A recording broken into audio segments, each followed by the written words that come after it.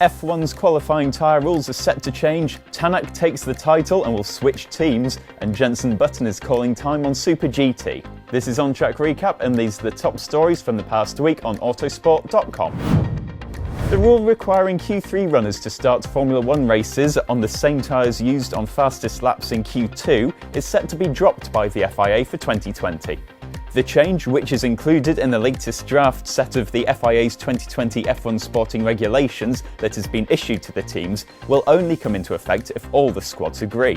The rule was originally intended to mix things up in races, based on the assumption that the top 10 would start on a softer and less durable tyre than those behind. Because the deadline for rule changes passed on April the 30th, the decision will have to receive unanimous support, and it's understood that at least one team has indicated its opposition so far.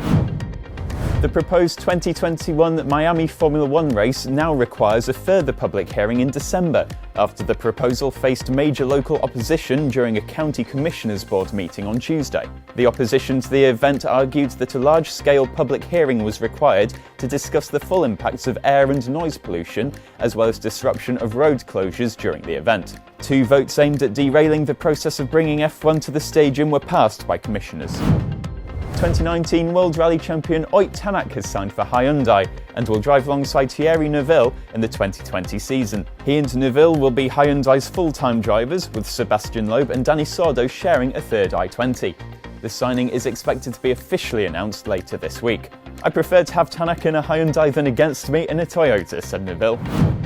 Jenson Button has confirmed he will leave Super GT after this weekend's season finale at MotoG. Button won the Super GT title in 2018 alongside Naoki Yamamoto in what was his debut season, but the pair have had a difficult title defence and lie 8th in the points ahead of this weekend. After competing in the joint race between DTM and Super GT at Hockenheim earlier this month, Button said his intention was to try something different in 2020.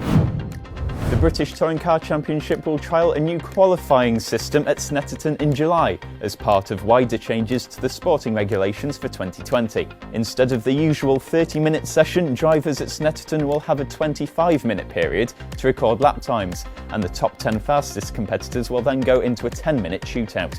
The times will be reset, and the 10 drivers will then get the track to themselves to set a further benchmark time to fix the top 5 rows of the grid.